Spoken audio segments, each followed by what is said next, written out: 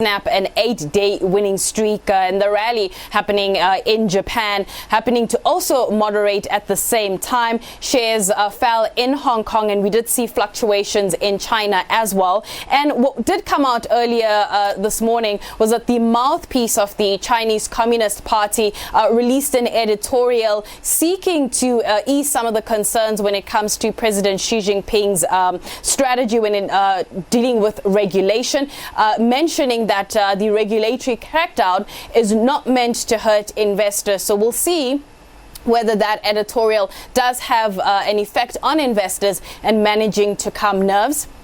We have seen various articles during the rounds in terms of what could be next now that they have dealt with some of the other sectors as well.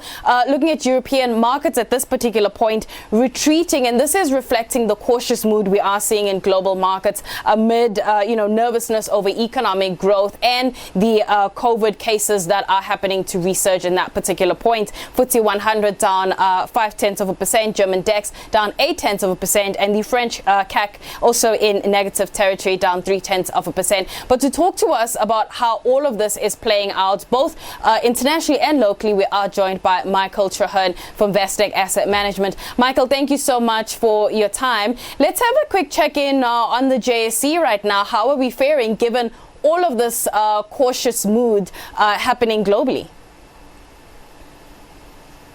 Good afternoon, Nastasia. Yeah, JSE all shares also in a cautious mood, as you put it, currently down 0.69% to 66,050 points, roughly speaking. Most indices are down across the board. We've got a few of the commodity companies are up today, but the bulk of companies are in the red when looking at the JSE top 40. Right. Any corporate news that caught your attention? So Momentum, they had numbers out this morning, and after seeing Discovery's numbers last week, we had a good idea what was coming in terms of Momentum's numbers from an impact on COVID. As to be expected, they had massive life claims due to deaths around COVID, and they paid out over 10 billion rand, where in the usual year they only pay out about 5 billion rand. So it shows you a massive hit that the business took due to COVID. And as a result, they're also calling for a speed up in vaccinations. If more people are vaccinated, fewer people are dying, fewer life insurance claims, it'll be good for their business. What they did say that looked good was they grew their new business by, I think, around 30%. And that just underpins, they say, a slight change in strategy. So without COVID, the business was looking quite strong, but unfortunately, these speed bumps are a normal part of life, I suppose. Right. We did have breaking news earlier, about a couple of hours ago, saying that the FSCA has fined Viceroy for 50 million rand, and this is on the back of the Capitec report that they published.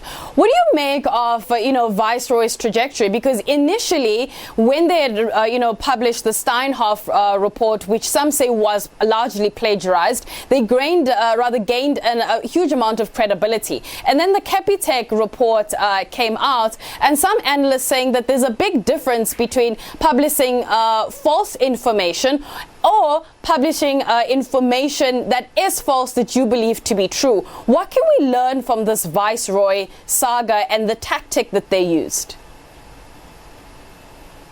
Well, I'd say the first thing we need to learn is if you're investing in the stock market, you have to make up your own mind. So if you were one of the people that sold your Capitec shares because of a Viceroy report, then you've only got yourself to blame. I don't think the FSCA will be able to get 50 million rand out of them. None of the members are based in South Africa. And then I think it's quite common for research companies to publish things that distort the truth to match their narrative. I think it's a very human thing to do, and if we look at the current vaccine debate, we can see how easy it is to distort facts to fit our narrative. So, I think it reinforces do your own research, make up your own mind, and when investing on the stock market, don't be a sheep. All right, then let's look at President Joe Biden likely to nominate Fed Chair Jerome Powell for a second term. How would you describe Jerome Powell's first term? I think he did well. The market is definitely a fan of his.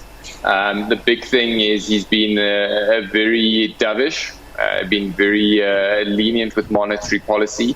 I think from a market perspective, the market will be happy to see him get a second term.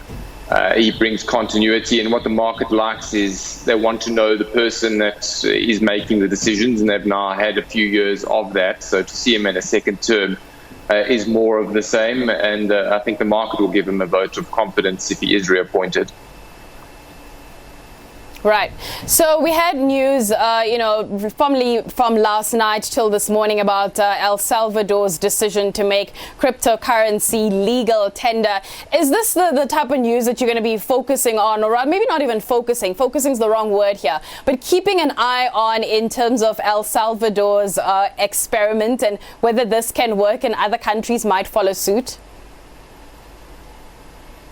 It's very interesting. It's worth pointing out that El Salvador is a very small country, so it is easier to do. They also don't have their own currency, a similar case to our neighbors to the north, where the US dollar is the dominant currency.